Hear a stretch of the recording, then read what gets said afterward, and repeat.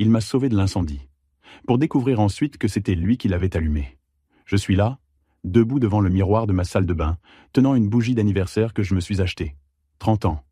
Putain de 30 ans, et pas même un message sur WhatsApp de la famille. L'appartement est silencieux.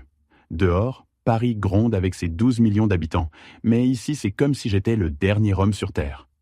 J'allume la bougie et la plante dans un cupcake au chocolat pris à la boulangerie du coin. Joyeux anniversaire à moi, je murmure, et ma voix résonne dans l'appartement vide.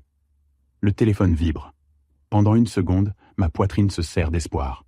Peut-être maman ou papa, ou au moins Claire, ma sœur. Je regarde l'écran. C'est la banque qui propose une carte de crédit. Je supprime le message et retourne au cupcake. La bougie fond, dégoulinant de la cire rouge sur le chocolat. Ça ressemble à du sang. Ça ressemble à toute mon enfance écoulée en petites gouttes insignifiantes. Je reprends le portable et ouvre Instagram de Claire. La dernière photo date d'hier. Elle dans les bras de nos parents au restaurant japonais que papa adore. Dîner en famille parfait, dit la légende. 847 likes en 20 heures. Je fais défiler vers le bas. Plus de photos d'elle. Toujours elle. Claire à la remise des diplômes de médecine. Papa qui pleure de fierté. Claire au premier emploi à l'hôpital Pitié-Salpêtrière. Maman qui fait la fête. Claire achetant son appartement dans le 16e. Toute la famille qui aide au déménagement. Moi, je suis le photographe invisible. Le frère qui apparaît occasionnellement dans un coin des photos familiales, toujours à moitié coupé, toujours flou. Je souffle la bougie. Je ne fais pas de vœux. À quoi bon faire des vœux quand personne ne t'écoute depuis 30 ans? La cire est encore chaude quand je prends mon laptop et ouvre mon compte bancaire. Solde, 45 000 €. La prime que j'ai reçue le mois dernier pour le projet du centre commercial de Cergy. 6 mois de travail insensé. Présentation devant un conseil d'administration de 15 personnes, 3 refontes du projet original. À la fin, le client était si satisfait qu'il m'a donné une bonification de 50 sur le contrat. J'avais appelé à la maison le jour où j'ai reçu la nouvelle. « Papa, j'ai décroché le plus gros projet de ma carrière. Je vais gagner plus en 6 mois que ces 2 dernières années. »« Ah, c'est bien fiston. Claire vient de me raconter qu'elle a été promue chef de service. Tu as vu comme elle réussit bien ?» J'avais raccroché sans répondre. Maintenant, regardant ces chiffres à l'écran, une idée étrange commence à se former dans ma tête. Une idée qui devrait m'effrayer, mais qui, au contraire, me calme plus que je ne me suis senti ces dernières années. J'ouvre un nouvel onglet et tape « Ducati Panigale V4S Paris ». Mon cœur accélère quand je vois les images. Rouge, puissante, magnifique. 32 000 € comptant chez le concessionnaire de Levallois. Un moment, j'hésite. C'est beaucoup d'argent, c'est impulsif. C'est complètement inutile pour quelqu'un qui habite seul et travaille à domicile la plupart du temps. Mais alors je regarde le cupcake qui fond sur la table, l'appartement vide, les photos de Claire sur le portable. Et je pense, et merde. Je prends le téléphone et appelle le concessionnaire. Allô? Bonjour? Vous avez une Ducati Panigale V4 S rouge disponible pour achat comptant? La voix du vendeur de l'autre côté s'anime. Nous en avons une, monsieur. Une beauté. Vous pouvez venir la voir aujourd'hui? Je regarde l'horloge. 15h30 un jeudi. Je peux être là dans 1 heure. J'arrive. Je m'appelle Raphaël. Raphaël Dubois. Quand je raccroche, je sens quelque chose d'étrange dans la poitrine. Ce n'est pas exactement du bonheur.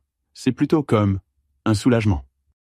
Comme si après 30 ans à retenir ma respiration, je pouvais enfin respirer. Le concessionnaire Ducati de Levallois ressemble à un musée d'art moderne. Sol en marbre blanc, motos positionnées comme des sculptures, éclairage LED qui fait tout briller comme si c'était d'un autre monde. Je reste planté à l'entrée quelques secondes, observant. Un couple dans la quarantaine discute financement d'une Monster 821. Le vendeur sourit, avec cette patience professionnelle que seuls ceux qui vendent des produits chers développent. Une blonde d'environ 35 ans prend des selfies à côté d'une multistrada, probablement pour Instagram. Raphaël? Un homme en costume bleu marine s'approche. Je suis Marc, nous nous sommes parlé au téléphone. Je lui serre la main. Enchanté. Il me guide vers le fond du showroom, où elle se trouve. La Panigale V4S. Rouge, rutilante, absolument parfaite. Elle est plus petite que je l'imaginais, mais il y a quelque chose qui te fait sentir que tu regardes un fauve endormi. Belle bête, non? Marc tape doucement le réservoir. 1103 cylindrés, 214 chevaux. 0 à 100 en 3,2 secondes. C'est une machine de guerre. Je passe la main sur le guidon. Le cuir de la selle est doux, Le tableau de bord numérique ressemble au cockpit d'un vaisseau spatial. À un moment, j'imagine accélérer sur le périphérique à 6 heures du matin, avec la ville encore endormie, sentant le moteur vibrer entre mes jambes. « Vous avez de l'expérience en moto ?» Marc demande, et il y a une légère inquiétude dans sa voix. Il pense probablement que je suis un quadragénaire en crise qui veut jouer au motard. « Non, » je réponds honnêtement, « jamais eu de moto. Mais j'ai décidé, je veux celle-ci. » Il cligne des yeux, comme s'il n'avait pas bien entendu. « Celle-ci, la V4S ? Mec, c'est une moto très puissante pour débuter. Que diriez-vous de commencer par une Monster ? Ou une Super Sport ? Elles sont plus. » Celle-ci, je répète. Combien comptant ? 32 000 €, plus les options. Avec tout, ça fait dans les 35 000. Je sors ma carte bancaire. Vous prenez la carte ? Marc me regarde comme si je venais de dire que je veux payer en pièces de chocolat. On prend. Mais vous êtes sûr ? C'est beaucoup d'argent pour... J'en suis sûr. Il secoue lentement la tête, encore en train de traiter l'information. Ok. Il va falloir faire quelques papiers. Et vous allez avoir besoin du permis A. Sans ça, vous ne pouvez même pas sortir d'ici. Combien de temps pour l'avoir ? Une quinzaine de jours si tout va bien. Alors, on peut laisser la moto ici 15 jours ? Bien sûr. D'ailleurs, je recommande que vous preniez quelques leçons avant. Cette moto, ce n'est pas de la rigolade. J'acquiesce et le suis vers le bureau. Les 40 minutes suivantes passent dans un flou de documents, conditions de garantie, explications sur l'entretien. Je signe tout sans vraiment lire. Quand je passe finalement la carte dans le terminal et tape mon code, j'ai un vertige étrange. 35 000 €. Plus de la moitié de ma prime qui vient de s'envoler. Voilà, Marc sourit, enfin détendu maintenant que l'argent est sur le compte du concessionnaire. Dans 15 jours, votre bijou est libéré. Je vais vous donner le contact de le moniteur. Je recommande au moins 10 heures avant de sortir seul. Je sors du concessionnaire dans un état bizarre. Ce n'est pas du regret, mais ce n'est pas non plus de l'euphorie. C'est comme si je venais de faire quelque chose d'irréversible, comme sauter à l'élastique. Ce moment après le saut, mais avant de sentir la chute. Sur le chemin du retour, je réfléchis à comment je vais raconter ça à quelqu'un. Ou plutôt, à qui je vais le raconter. Je n'ai pas de copine depuis 8 mois. Mes rares amis vont penser que j'ai pété un câble. Ma famille va péter un plomb. Pour la première fois depuis que j'ai quitté le concessionnaire, je souris. Un sourire un peu tordu, un peu malicieux. C'est peut-être exactement pour ça que j'ai acheté la moto. Pour les voir péter un plomb. Arrivé à la maison, je prends une photo du reçu d'achat et la poste sur mon Instagram. Ça fait des mois que je n'ai rien posté. Mon dernier post était une photo d'un projet terminé en décembre. 2 likes, une collègue de fac et mon dentiste. J'écris la légende, 30 ans, nouveau chapitre, Ducati Life, nouveau départ. Je publie sans réfléchir. En 5 minutes, mon téléphone n'arrête pas de vibrer. Il est 23h47 et mon portable a déjà sonné 17 fois depuis que j'ai posté la photo. 17. Dans une vie normale, ce serait signe de popularité. Dans ma vie, c'est signe que j'ai fait une connerie épique. Le premier appel venait de Claire. J'ai décroché. « Raphaël, c'est quoi cette merde de Ducati ? Tu as acheté une moto de 35 000 €? » Je l'ai achetée. « Tu es devenu fou ? Pourquoi tu ne m'en as pas parlé ? » Pourquoi je ne t'en ai pas parlé ? Comme si j'avais besoin de l'autorisation de ma petite sœur pour dépenser mon propre argent. J'ai pensé que ce n'était pas nécessaire. J'ai répondu. C'est mon argent, ma décision. Raph, tu ne sais même pas conduire une moto. Et si tu te tues, tu as pensé à maman ? Voilà. Tu as pensé à maman. Pas, tu as pensé au risque que tu cours. Pas, je m'inquiète pour toi. Tu as pensé à maman. Comme si ma mort éventuelle n'était qu'un problème de plus qu'elle devrait résoudre. Je vais apprendre, j'ai dit, et j'ai raccroché. Ensuite, ce furent les parents. Papa a appelé à 21h30, au milieu d'un épisode de série. On entend le son de la télé en arrière-plan. « Raphaël, mon fils, qu'est-ce que c'est que cette folie de motocyclette ? » « Ce n'est pas de la folie, papa. C'est une moto. »« Une moto de 35 000 €. Tu aurais pu mettre un apport sur un plus grand appartement. » « Mon plus grand appartement. J'habite un 3 pièces de 70 mètres dans le 11e. J'ai réussi à l'acheter il y a 3 ans, après 6 ans à payer un loyer. Le jour de l'acte notarié, j'avais appelé à la maison, tout fier. « Papa, j'ai acheté mon appartement. »« C'est bien, fiston. »« Ah, tu savais que Claire avait été admise à l'internat de cardiologie ? » « Nous sommes si fiers. »« Papa, j'ai acheté mon propre appartement. »« Oui, c'est bien. Félicitations. Fin de conversation. Maintenant, il s'inquiète pour mon argent. L'ironie. L'appartement va très bien comme il est. Je réponds. Raphaël, sois raisonnable. Cet argent pourrait rapporter sur un livret A où tu pourrais investir. Dépenser dans du luxe inutile. Luxe inutile. Le voyage de Claire en Europe l'année dernière a coûté 8 000 €. Papa et maman ont tout payé, parce qu'elle mérite de voir le monde après avoir tant étudié. Mais ça, ce n'était pas du luxe inutile. Papa, c'est mon fric, j'ai travaillé pour ça. Personne ne remet ça en question, fiston, mais... Mais quoi? Silence de l'autre côté. Puis, rien, fais juste attention. Et il a raccroché. Maman a appelé 1 heure plus tard. Elle a pleuré, littéralement pleuré au téléphone. Raphaël, mon fils, pourquoi tu nous fais ça? Tu nous fais ça? Comme si acheter une moto était un acte d'agression contre la famille Dubois. Maman, j'ai juste acheté une moto. Une moto dangereuse. Et chère. Raphaël, tu as toujours été le fils sensé, responsable. Qu'est-ce qui s'est passé? Ce qui s'est passé. Bonne question, maman. Ce qui s'est passé, c'est que j'ai réalisé qu'être sensé et responsable pendant 30 ans m'a valu un anniversaire seul en mangeant un cupcake de boulangerie. Il ne s'est rien passé. J'en avais envie. Je l'ai acheté.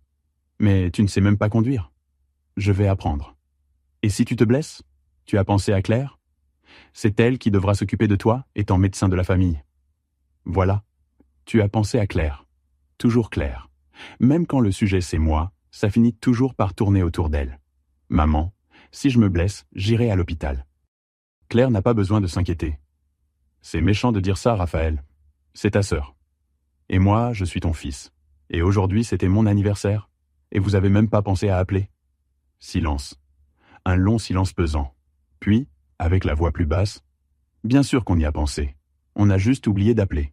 Ça a été une semaine chargée. » Mensonge. Nous savons tous que c'est un mensonge. Comme nous savons tous qu'ils n'admettront jamais. C'est bon, maman. Bonne nuit. Maintenant, il est presque minuit, et je suis là, allongé dans mon lit, regardant le plafond. La photo de la moto a déjà 47 likes. Un record personnel. La plupart sont des collègues et quelques connaissances de fac. Il y a même 3 commentaires. Putain, Raph, ça déchire. Fernanda, de la fac. Elle est de folie. Julien, du dernier projet. Attention quand même, mec. Marc, collègue d'une formation de l'année dernière. 3 commentaires de soutien. Plus que ce que ma famille m'a donné en des années. Je prends le portable et ouvre WhatsApp. J'ai 27 messages non lus. 26 sont de la famille. Claire, maman, papa, tante Sandra, cousin Jean, cousine Léa. Tous avec la même énergie. Inquiétude qui ressemble plus à de la désapprobation déguisée. Le 27e message vient de Marc, du concessionnaire. Salut Raphaël. Voici le contact du moniteur. Paul 06 45 78 sur Surex. Il est top, va bien t'apprendre. Félicitations pour l'achat. Pour la première fois de la journée, quelqu'un me félicite pour quelque chose. J'enregistre le numéro de Paul et envoie un message. Salut Paul, j'ai eu ton contact par Marc de Ducati. J'ai acheté une Panigale V4S aujourd'hui et j'ai besoin d'apprendre à conduire. Quand peut-on commencer? La réponse arrive en 2 minutes. Salut, Panigale V4S comme première moto? T'es dingue, ha ha ha. Mais on va se débrouiller. Demain 9 h au circuit de Montlhéry, ça te va? Ça me va. Tu prends combien? 50 € de l'heure. Première leçon. J'utilise toujours ma moto. Après on passe à la tienne. Marché conclu? Marché conclu. Pour la première fois depuis que je me suis réveillé ce matin, hier matin, techniquement, je ressens quelque chose qui ressemble à de l'excitation. Demain, j'aurai ma première leçon de moto. À 30 ans. Sur une Ducati de 35 000 €. Si ce n'est pas de la liberté, au moins c'est un début Paul a dans les 45 ans, les bras couverts de tatouages et une façon de parler qui te met en confiance même quand tu as la trouille. Sa moto est une Honda CB 650F. Parfaite pour débuter, selon lui. Mec, je vais être honnête, il dit en m'aidant à ajuster le casque. Acheter une Panigale V4S comme première moto, c'est comme apprendre à conduire dans une Ferrari. C'est faisable, mais c'est beaucoup plus dur. Nous sommes au circuit de Montlhéry, dans une zone réservée aux cours. Le bitume est parfait, sans trou ni surprise, et même comme ça, mes jambes tremblent quand je monte sur la moto. Relax, dit Paul. Aujourd'hui, c'est juste pour que tu sentes ce que c'est. On y va doucement. Les 2 premières heures sont humiliantes. Je n'arrive pas à coordonner embrayage, accélérateur et frein. La moto cale 7 fois. À la 8e, je donne un à-coup si fort que je manque de tomber. Normal, répète Paul à chaque fois que je m'excuse. Tout le monde passe par là. Mais ce n'est pas normal pour moi. Je n'ai pas l'habitude d'être mauvais dans les choses. Je suis architecte depuis 8 ans. J'ai toujours été bon dans ce que je fais. À l'école, j'étais un des meilleurs élèves. À la fac, j'ai eu ma mention très bien. Au boulot, je n'ai jamais rendu de projet en retard. Être complètement incompétent dans quelque chose de nouveau est une sensation étrange et inconfortable. À la 3e heure, j'arrive enfin à faire quelques tours sans caler. Je ne dépasse pas les 40 km, mais au moins, je ne suis plus un danger pour moi-même. Bien, crie Paul quand je m'arrête après 5 tours consécutifs sans incident. Maintenant, tu commences à piger. Quand la leçon se termine, tout mon corps me fait mal. Je ne savais pas que piloter une moto sollicitait autant de muscles différents. Combien de leçons tu penses que j'aurais besoin avant de pouvoir piloter la Panigale ? Je demande en enlevant les équipements. Paul se gratte la barbe. Écoute, en étant bien réaliste, une quinzaine, 20 leçons. Et même là, je vais te conseiller de prendre une moto plus petite pendant 6 mois avant de passer à la Ducati. 20 leçons, 1000 € rien qu'en cours. Et il me conseille quand même d'attendre 6 mois. Je rentre en Uber, frustré. Pas seulement par la difficulté de la leçon, mais par une sensation grandissante que j'ai fait une connerie énorme.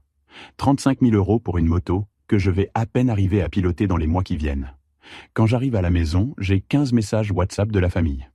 J'ouvre le premier, de Claire. « Raph, j'ai parlé avec maman et papa. On s'inquiète vraiment. Et si tu rendais la moto ? Au moins le temps d'apprendre correctement. Rendre la moto. Comme si c'était un achat impulsif au supermarché. Papa a envoyé un message à 14 heures. Fiston, j'ai cherché des infos sur ces motos. Les statistiques d'accidents sont très élevées. Réfléchis bien. Maman a envoyé 3 messages. Raphaël, ton cousin Jean dit qu'il connaît quelqu'un qui est mort sur une moto comme ça. S'il te plaît, au moins vends celle-là et achète-en une plus petite. Je n'arrive pas à dormir tellement je m'inquiète. Je m'assieds sur le canapé et regarde les messages. Pour la première fois depuis que j'ai acheté la moto, un doute réel commence à grandir dans ma tête. Et s'ils avaient leur raison ? Et si j'avais vraiment fait une connerie ? Et si j'étais juste un mec de 30 ans en crise de la trentaine de façon pathétique ? J'ouvre Instagram et regarde la photo de la moto. Elle a encore des likes qui arrivent, maintenant c'est 63. Mais quand je relis les commentaires, ils me semblent différents, moins sincères. Peut-être que ce sont juste des gens qui sont polis avec une connaissance qui a visiblement pété un câble. Je prends la carte du concessionnaire qui est sur la table et la regarde fixement. Marc m'avait dit que j'avais 7 jours pour annuler l'achat, avec seulement 10 de pénalité. 10% de 35 000, ça fait 3 500 €. Il me resterait encore plus de 30 000 de ma prime. C'est beaucoup d'argent. De l'argent que je pourrais utiliser pour 1000 choses plus sensées. Je prends le portable et manque d'appeler le concessionnaire. J'arrive à composer les premiers chiffres. Puis j'arrête. Si je rends la moto maintenant, qu'est-ce qui se passe ? Je retourne à ma vie d'avant, aux anniversaires oubliés, à être le fils invisible, à bosser en silence pendant que Claire brille. Mais si je continue avec elle et que je me tue dans un accident ? Ou si je n'arrive jamais à la piloter correctement et qu'elle finit par prendre la poussière dans le garage ? Je reste 2 heures bloqué dans cette indécision. Il est presque 19 heures quand mon portable sonne. C'est un numéro inconnu. Allô ? Raphaël ? C'est Marc, de Ducati. Ça va ? Mon estomac se contracte. Ça va ? Pourquoi ? Mec, il y a une femme qui est venue au magasin en disant qu'elle est ta sœur. Elle veut parler de la moto que tu as achetée. Claire. La salope est allée au concessionnaire. Elle est là maintenant ? Elle y est. Elle a dit qu'elle avait une procuration de ta part pour annuler l'achat. Mais j'ai trouvé ça bizarre et j'ai décidé de t'appeler d'abord. Procuration. Elle a apporté une fausse procuration. Marc, je n'ai donné de procuration à personne. La moto est à moi et je ne veux pas la rendre. Ok, je m'en doutais, je vais lui dire. Passe-la moi. Quelques secondes plus tard, la voix de Claire. Raph, qu'est-ce que tu fous au concessionnaire, Claire ? J'essaie de t'aider. Tu traverses visiblement une période difficile et... Je n'ai pas besoin de ton aide. Je crie si fort que même moi je sursaute. De l'autre côté, le silence. Tu n'as pas le droit d'aller au concessionnaire parler à ma place, tu n'as pas le droit de prendre des décisions pour moi. Et tu n'as certainement pas le droit d'inventer une fausse procuration. Raph, calme-toi. Je ne vais pas me calmer, je crie encore. Vous ignorez mon existence pendant 30 ans. Vous oubliez mon anniversaire. Vous ne demandez jamais comment je vais. Vous ne vous intéressez jamais à mes projets. Vous ne m'invitez jamais nulle part. Mais dès que je fais quelque chose pour moi-même, tout d'un coup, tout le monde devient expert de ma vie? Ce n'est pas comme ça. C'est exactement comme ça, Claire. Passe-moi Marc. Quelques secondes plus tard. Allô, Raphaël? Marc, ma sœur n'a aucune autorisation de ma part pour quoi que ce soit. L'achat reste valable. Et si elle revient, appelle-moi avant de lui parler. Compris. Et la moto reste gardée ici jusqu'à ce que tu aies ton permis. Parfait. Merci. Je raccroche avec la main qui tremble de rage. Claire est allée au concessionnaire avec une fausse procuration pour annuler mon achat. Ça, ce n'est pas de l'inquiétude, c'est du sabotage. Je ne dors pas de la nuit de jeudi à vendredi. Je reste dans le lit, regardant le plafond, digérant ce qui s'est passé. Claire est allée trop loin. Fausse procuration, c'est un délit. Si Marc ne m'avait pas appelé, elle aurait annulé mon achat sans que je le sache. À 7 heures du matin, j'abandonne l'idée de dormir. Je fais un café serré et m'assieds sur le balcon de l'appartement. D'ici, on voit un bout de la ville qui se réveille. Gens qui vont au boulot, trafic qui commence à s'épaissir. Vie normale d'un vendredi normal. Sauf qu'aujourd'hui n'est pas un jour normal pour moi. Aujourd'hui, c'est le jour où j'arrête d'être une victime. Je prends le portable et appelle un numéro que je n'utilise plus depuis des mois. Rodrigue, mon pote de fac, qui est maintenant avocat. « Salut Raph, ça fait un bail mec. Salut Rodrigue. J'ai besoin d'une consulte rapide. Tu as quelques minutes ?»« Bien sûr, vas-y. » Je lui raconte toute l'histoire. La moto, la réaction de la famille, l'allée de Claire au concessionnaire avec une fausse procuration. Rodrigue m'écoute sans m'interrompre. « Mec, il dit quand j'ai fini, théoriquement, ce que ta sœur a fait, c'est du faux et usage de faux. Ça, c'est de la tôle. Je sais, je ne veux pas la poursuivre. Je veux juste qu'elle comprenne qu'elle a dépassé les bornes. Tu veux faire quoi alors? Je veux une lettre d'avocat pour elle. Un truc officiel qui dit que si elle s'immisce encore dans ma vie, il y aura des conséquences légales. Je peux faire. Je prends 100 €. Ça peut être aujourd'hui? Ça peut. Envoie-moi ces infos par WhatsApp. À 18 h, c'est prêt. Je raccroche et envoie les données de Claire à Rodrigue. Nom complet, adresse, numéro de sécu. Tout ce qu'un frère sait sur sa sœur et qui va maintenant devenir une lettre d'intimidation légale. À 9 h, je suis de retour au circuit pour la deuxième leçon. Paul remarque que je suis plus concentré aujourd'hui. Il y a quelque chose qui a changé. Il dit après que j'ai fini 10 tours sans caler. Tu es plus agressif aujourd'hui, dans le bon sens. Je suis en rogne, je réponds honnêtement. Contre qui? Ma famille. Ils essaient de me saboter. Paul secoue la tête. Mec, la famille c'est compliqué. Mais écoute, si tu fais ça pour les embêter, c'est peut-être pas une bonne idée. La moto ça demande la tête froide. Ce n'est pas pour les embêter, c'est pour moi. Alors c'est bon, on fait un 3e tour? La leçon d'aujourd'hui est beaucoup mieux que celle d'hier. J'arrive à atteindre 60 km/h et à prendre des virages sans panique. Paul dit que j'ai un don naturel. Il me faut juste de la confiance. Combien de leçons tu penses que j'ai vraiment besoin? Je redemande. Si tu maintiens ce rythme, une 10aine, puis encore 5 sur ta propre moto pour t'habituer à elle. 15 leçons, mieux que les 20 qu'il avait estimées hier. Quand je rentre à la maison, la lettre de Rodrigue est déjà prête. Il me l'envoie par WhatsApp. Mise en demeure à Madame Claire Dubois. Je sous-signais Maître Rodrigue Martin, avocat au barreau de Paris, agissant pour le compte de Monsieur Raphaël Dubois, vous met en demeure de cesser immédiatement toute ingérence dans les affaires personnelles et financières de mon client. Il a été porté à ma connaissance que vous vous êtes présenté le XCX 2024 auprès du concessionnaire Ducati de Levallois-Perret, en prétendant détenir une procuration de mon client pour annuler un achat qu'il avait effectué. Cette démarche constitue une tentative de faux et usage de faux, infraction réprimée par l'article 441-1 du Code pénal. En conséquence, je vous mets en demeure de vous abstenir de toute nouvelle ingérence sous peine de poursuite judiciaire. Fait à Paris, le VIX ICCX 2024. Maître Rodrigue Martin. Je lis 2 fois. C'est parfait. Formel, intimidant, mais pas excessivement agressif. J'imprime 2 exemplaires. À 19 h, je suis devant l'immeuble de Claire dans le 16e. Elle habite dans un bâtiment neuf, beau, que les parents ont aidé à acheter. J'appuie sur l'interphone. Oui, c'est moi, Claire. Je dois te parler. Pause. Raphaël, qu'est-ce que tu fais là? J'ai quelque chose à te remettre. 2 minutes. Elle hésite. Monte. Son appartement est tout ce que le mien n'est pas. Décoré par une décoratrice, tableau au mur, plantes bien entretenues. Appartement de quelqu'un qui a le temps et l'argent pour penser à l'esthétique. C'est quoi cette histoire, Raph? Tu me fais peur. Je lui tends la lettre. Lise. Elle ouvre et lit en silence. Au fur et à mesure qu'elle lit, son expression change. D'abord la confusion, puis la colère, puis quelque chose qui ressemble à de la peur. Tu m'attaques en justice? Pas encore. Mais je le ferai si tu t'immisces encore dans ma vie. Raphaël, j'essayais juste de t'aider. Mensonge! Mon cri résonne dans son appartement silencieux.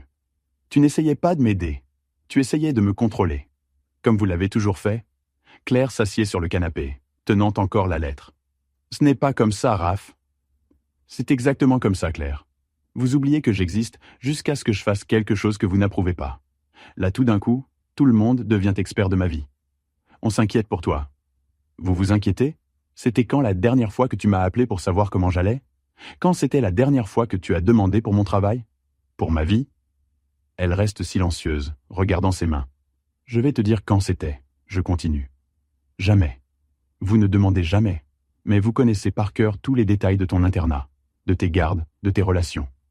Parce qu'avec moi, vous partez du principe que tout va bien. Raphaël est sensé, responsable, ne pose jamais de problème. Tu n'as jamais posé de problème vraiment. Et c'est ça le problème. J'aurais dû poser beaucoup de problèmes.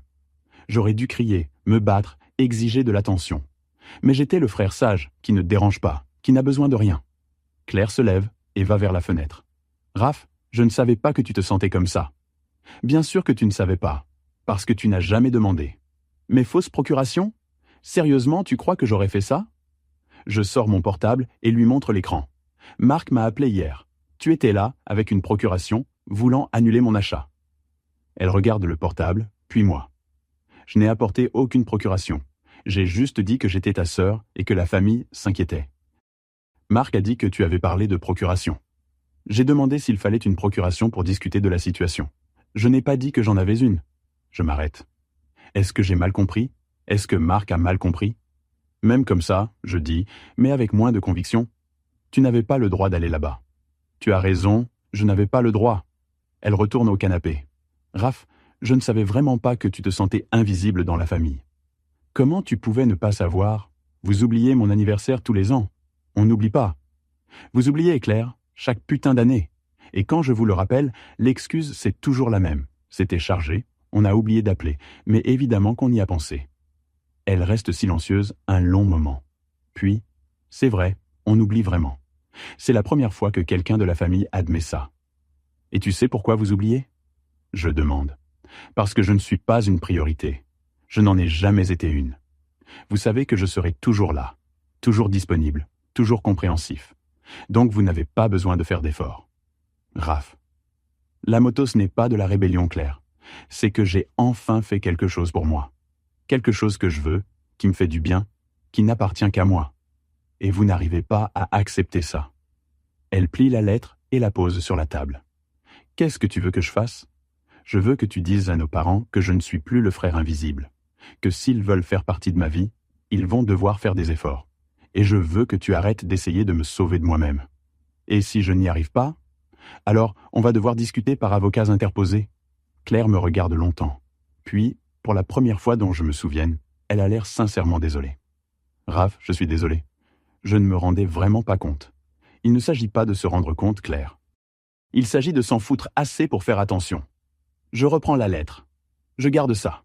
Si tu te comportes comme une vraie sœur, je n'aurai pas besoin de m'en servir. Elle acquiesce. Quand je sors de son appartement, je sens quelque chose de différent dans la poitrine. Ce n'est pas exactement du soulagement.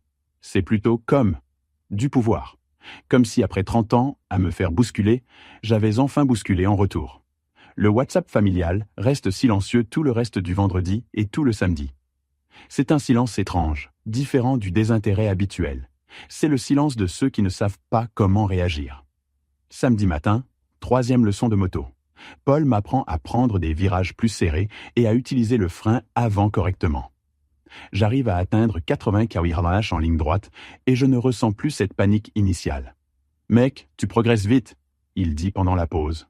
« Encore quelques leçons et tu peux essayer ta moto. »« Sérieux ? » ?»« Sérieux. Tu as une bonne coordination et tu perds la peur. Il faut juste gagner en confiance. » Confiance. Un mot qui n'était pas dans mon vocabulaire il y a une semaine. Samedi après-midi, je vais au magasin acheter des équipements. Blouson en cuir, gants, bottes spéciales moto. Je dépense encore 800 €, mais c'est un investissement en sécurité. Et aussi, j'avoue, en attitude. Quand je rentre à la maison avec les sacs, j'ai un message de Claire sur WhatsApp. Raph, j'ai parlé avec maman et papa. Ils veulent te voir. Dimanche, déjeuner à la maison. S'il te plaît? C'est la première fois qu'elle utilise « s'il te plaît » avec moi dans un message. Je réponds « Ok, à quelle heure ?» 12h30, comme d'habitude. Comme d'habitude. Déjeuner du dimanche chez les parents. Rituel sacré de la famille Dubois. Sauf que ces 2 dernières années, j'y allais rarement. J'avais toujours du travail, un projet urgent, n'importe quelle excuse pour ne pas passer 3 heures à écouter parler de la vie merveilleuse de Claire. Mais maintenant, c'est différent. Maintenant, j'ai quelque chose à dire. Dimanche matin, je me lève tôt et vais courir au bois de Vincennes. Ça fait des mois que je ne cours plus, mais j'ai besoin d'évacuer l'anxiété. En courant, je répète mentalement ce que je vais dire. Je ne veux pas crier comme j'ai crié avec Claire. Je veux être ferme, mais contrôlé. À 12h20, je suis devant la porte de la maison de mes parents à Vincennes. Maison ancienne, 4 pièces, qu'ils ont achetée quand j'avais 5 ans. Claire y habitait encore pendant ses études de médecine. Moi, j'en suis parti à 22 ans pour vivre seul, parce que je voulais de l'indépendance.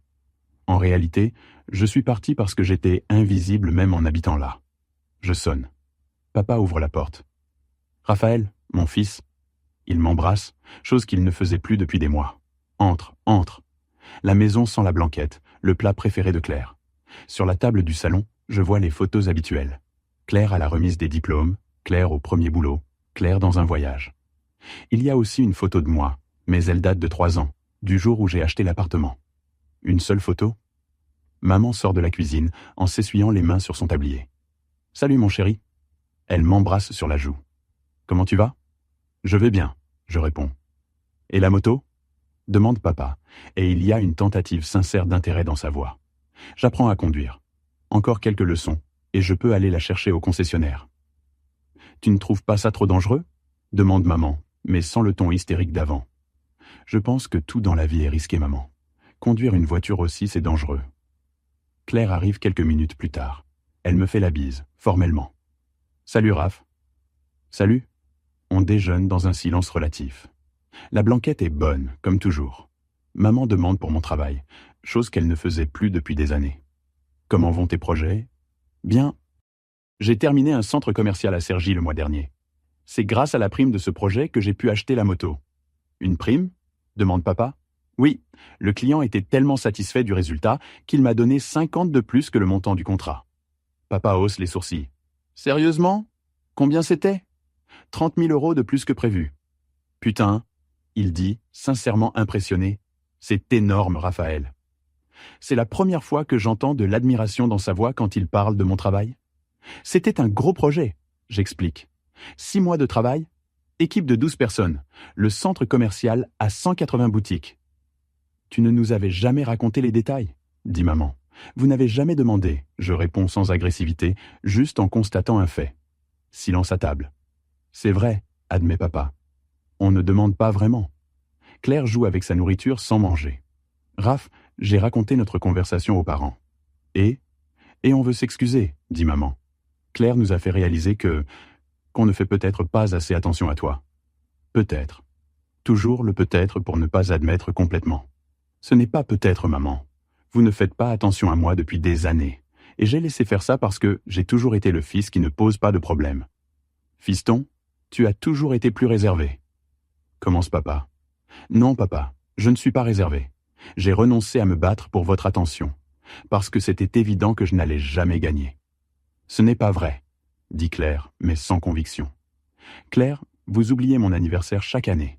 Chaque année. C'était quand la dernière fois que vous m'avez appelé juste pour savoir comment j'allais? Personne ne répond. C'était quand la dernière fois que vous m'avez invité quelque part? C'était quand la dernière fois que vous avez parlé de moi avec fierté à quelqu'un? Plus de silence. Ça fait 8 ans que je travaille comme architecte. J'ai fait plus de 50 projets. J'ai acheté mon propre appartement. Je n'ai jamais demandé d'argent. Je n'ai jamais posé de problème. Et malgré ça, je suis invisible dans cette famille. Raph, tu exagères. Et c'est maman. Je suis honnête, maman. Et tu sais ce qui me fait le plus mal? Ce n'est pas que vous ne m'aimez pas. Je sais que vous m'aimez. C'est que vous ne me voyez pas.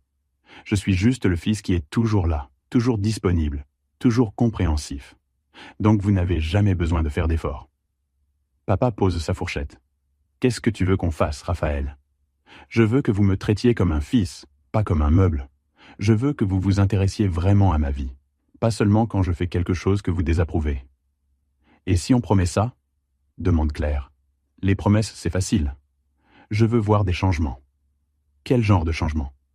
Je respire profondément. Je veux que vous m'invitiez aux choses.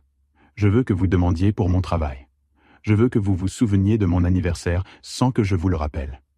Je veux que vous arrêtiez de partir du principe que je vais toujours bien juste parce que je ne me plains pas. D'accord, dit papa.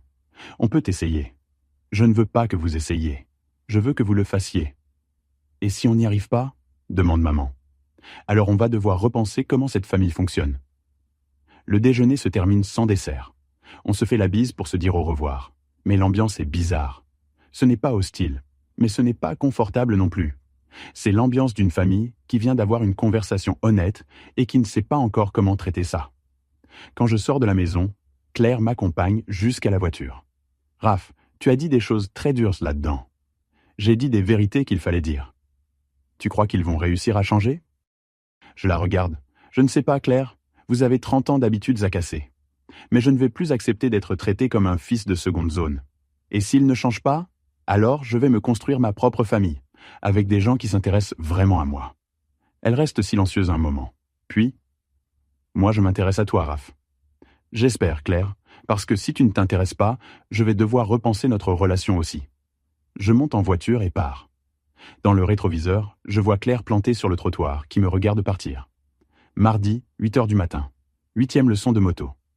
Paul dit qu'aujourd'hui, je vais faire connaissance avec ma Ducati. Mec, je pense que tu es prêt. Pas pour sortir seul dans la rue encore, mais pour sentir ce que c'est que ta moto. On arrive au concessionnaire à 9 heures. Marc nous accueille avec un sourire. « Salut Raphaël, comment vont les leçons ?»« Très bien. Paul pense que je peux tester ma moto aujourd'hui. »« Génial, elle est là-bas, magnifique. Tu veux la revoir ?» La Panigale est exactement comme dans mes souvenirs. Rouge, agressive, parfaite. Mais maintenant, après 8 leçons, elle ne m'intimide plus autant. Elle semble plus accessible. « On va l'emmener au circuit, » dit Paul. Marc va venir avec nous en camionnette, au cas où il faudrait ramener la moto. Au circuit, Paul m'aide à ajuster les suspensions et les rétroviseurs de la Ducati. « Rappelle-toi, elle a beaucoup plus de puissance que ma moto. Vas-y doucement sur l'accélérateur. » Je monte sur la Ducati pour la première fois. La position est plus agressive que la Honda de Paul. Le guidon plus bas, les pieds plus en arrière. C'est comme la différence entre s'asseoir sur une chaise et s'asseoir dans un vaisseau spatial. Je démarre la moto. Le son est complètement différent. Ce n'est pas le ronronnement doux de la Honda. C'est un rugissement grave, profond, qui semble venir des entrailles de la terre. « Putain !» je murmure, et Paul rit. Maintenant tu comprends pourquoi cette moto elle est spéciale. Les premiers tours sont prudents. Je ne dépasse pas 60 km/h, mais on sent déjà la différence brutale de puissance. Quand j'accélère, même légèrement, la moto répond instantanément. C'est comme avoir un dragon apprivoisé entre les jambes. Au 5e tour, je prends courage et accélère plus. 80 km/h. La Ducati ne force même pas. On dirait qu'elle ne fait que jouer. Au 10e tour, 100 km/h dans une ligne droite. Le vent tape fort sur le casque, le cœur s'accélère, mais ce n'est pas de la peur. C'est de l'adrénaline pure. Quand je m'arrête après 15 tours, je transpire et je souris en même temps. « Alors ?» demande Paul. « Putain, c'est tout ce que j'arrive à dire. Maintenant tu comprends pourquoi ça vaut le coup, » dit Marc en riant. On roule de retour vers le concessionnaire. Moi doucement, Paul derrière moi sur sa Honda. Dans le trafic parisien, la Ducati attire l'attention. Les gens s'arrêtent pour regarder au feu. Un mec dans une BMW baisse sa vitre et crie « Belle moto, mec !» Pour la première fois en 30 ans, je sens qu'on me voit. De retour au concessionnaire, Paul me félicite. « Mec, tu as vraiment le coup. Encore quelques leçons et tu peux rouler seul. » Sérieusement ? Sérieusement. Tu contrôles déjà la moto. Maintenant, c'est juste gagner de l'expérience dans le trafic. Je paye Paul et on programme les prochaines leçons. Marc reste pour me parler. « Raphaël, je peux te dire un truc ? » « Vas-y. » Mec, en 10 ans de vente de moto, j'ai jamais vu quelqu'un acheter une Panigale comme première moto et que ça marche si bien. La plupart abandonnent ou se blessent. Pourquoi moi ça marche ? parce que tu ne l'as pas acheté par impulsion. Tu l'as acheté par nécessité. Il y a une différence. Nécessité. Mot intéressant. Quel genre de nécessité? Le besoin de prouver quelque chose. À toi-même ou aux autres, je sais pas. Mais celui qui achète une moto par besoin émotionnel apprend plus vite. Je sors du concessionnaire en pensant à ce que Marc a dit. Est-ce que c'était vraiment ça? Besoin émotionnel? Je rentre à la maison à 14 heures et le gardien me remet un colis. C'est une petite boîte, sans expéditeur identifié. J'ouvre dans l'ascenseur. À l'intérieur, un petit pendentif en or en forme de boussole, avec un mot. Raph, pour que tu trouves toujours ton chemin. Avec amour, Claire. C'est la première fois que Claire me fait un cadeau hors anniversaire ou Noël. Et c'est la première fois qu'elle montre qu'elle a fait attention à quelque chose que j'ai dit. J'avais parlé de trouver mon chemin dans la conversation de dimanche. Je monte à l'appartement et mets le pendentif sur une chaîne que j'ai depuis des années, mais que je ne porte jamais. Je me regarde dans le miroir avec au cou. À 18 heures, mon portable sonne. C'est maman. « Salut Raphaël, comment s'est passée ta journée ?»« Comment s'est passée ma journée ?» Question simple qu'elle ne posait plus depuis des mois. « Elle s'est bien passée, maman. J'ai roulé sur ma moto pour la première fois. »« Et comment c'était ?»« Incroyable. C'est une sensation que je ne sais pas expliquer. »« Tu as fait attention ?»« J'ai fait attention. J'étais avec le moniteur tout le temps. »« Tant mieux. Fiston, je réfléchissais. »« Et si tu venais dîner demain soir, juste nous deux, ton père va finir tard au bureau et Claire est de garde. Juste nous deux. Je ne me souviens pas de la dernière fois où j'ai dîné seul avec maman. »« D'accord. À quelle heure ? 19h30 ? C'est bon. » Quand je raccroche, je regarde le téléphone. 2 premières aujourd'hui, cadeau de Claire et invitation de maman. Peut-être qu'ils ont vraiment compris. Mercredi, 19h30. Je suis chez mes parents. Maman a fait un steak aux échalotes, mon plat préféré de l'enfance. « Ça fait longtemps que je ne t'ai pas fait ça, » dit-elle en servant les assiettes. « Ça fait longtemps qu'on n'a pas dîné tous les deux. »« C'est vrai. On dîne en parlant de choses banales, météo, trafic, travail, mais il y a quelque chose de différent dans le ton. Maman fait vraiment attention à ce que je dis. »« Fiston, » elle dit au dessert, « je veux te demander pardon. »« Pourquoi ? De ne pas avoir été une meilleure mère pour toi. »« Maman ? Non, laisse-moi parler. » Elle prend ma main. « Claire m'a fait réaliser beaucoup de choses dimanche, surtout que j'ai toujours pensé que tu n'avais pas besoin d'attention parce que tu n'en demandais jamais. Je ne savais pas comment demander. J'aurais dû m'en rendre compte. Les mères sont là pour s'en rendre compte. » On reste quelques minutes en silence. « Maman, je n'ai pas besoin que vous changiez du jour au lendemain. J'ai juste besoin que vous fassiez des efforts. »« On va faire des efforts, je promets. »« Et papa ? Ton père aussi. Il a été très touché par la conversation de dimanche. Il a dit qu'il n'avait jamais pensé que tu te sentais invisible. Et maintenant il y pense ? Maintenant il veut rattraper le temps perdu. Quand je pars de chez elle à 22h, maman me serre fort dans ses bras sur le pas de la porte. « Je t'aime, Raphaël. Je t'ai toujours aimé. Je ne savais juste pas bien le montrer. Moi aussi je t'aime, maman. » Sur le chemin du retour, je m'arrête au feu de l'avenue de la République et regarde le mouvement nocturne de la ville. Cadres qui sortent du boulot, gens qui rentrent de dîner, vie nocturne qui commence. Pour la première fois depuis longtemps, j'ai l'impression de faire partie de tout ça. 1 an plus tard. Je suis dans le garage de l'immeuble, mettant mon casque, me préparant à aller au travail. La Ducati ne m'intimide plus. Elle est devenue une extension de mon corps. Je connais chaque vibration du moteur, chaque réponse de l'accélérateur. Mon portable vibre. Message dans le groupe familial. Déjeuner dimanche pour fêter 1 an de la Ducati de Raph. Je souris. Groupe familial qui n'existait pas il y a 1 an. Maintenant, on a un groupe WhatsApp où on discute vraiment. Photos, blagues, projets, vie partagée. Hier, papa m'a appelé juste pour dire qu'il avait vu une Ducati pareille à la mienne dans la rue. Ça m'a fait penser à toi, fiston. Maman envoie un message tous les mardis pour demander comment s'est passée la semaine. Claire m'invite aux événements de l'hôpital. Elle veut que je rencontre ses collègues. Ce n'est pas parfait. Il y a encore des moments où ils oublient, où ils retombent dans les vieilles habitudes. Mais maintenant, quand ça arrive, ils s'en rendent compte seuls et se reprennent. Et moi, j'ai appris à ne plus dépendre de leur attention pour me sentir valable.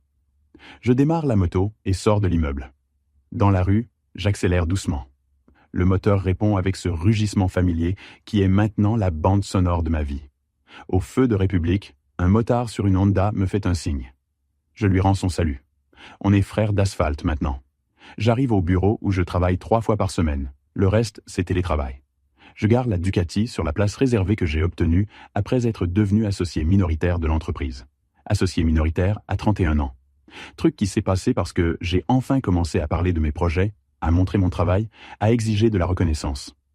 À la réception, Fernande, la secrétaire, sourit en me voyant. « Salut Raph, comment va la machine ?»« Toujours parfaite », je réponds. Je monte au bureau en pensant à ce que Marc avait dit il y a 1 an. J'avais acheté la moto par nécessité émotionnelle. Il avait raison. Mais ce n'était pas le besoin de prouver quoi que ce soit à qui que ce soit. C'était le besoin de me retrouver. La Ducati n'a pas changé ma famille. Elle n'a pas changé ma vie professionnelle. Elle n'a pas changé le monde autour de moi. Elle m'a changé moi. Elle m'a appris que je peux prendre de la place. Que je peux faire du bruit. Que je peux exiger attention et respect. Elle m'a appris qu'après 30 ans d'invisibilité, j'avais le droit d'être vu. Et plus important, elle m'a appris que je n'ai besoin de la permission de personne pour être qui je veux être. Ce soir, je dîne avec une femme que j'ai rencontrée il y a 2 mois, lors d'un rassemblement de motards. Elle pilote une Kawasaki Ninja et a un sourire qui me donne envie d'accélérer plus fort. Dimanche, je déjeune avec ma famille, qui me voit vraiment maintenant. Et lundi, je me réveillerai en sachant que je suis maître de ma propre vie.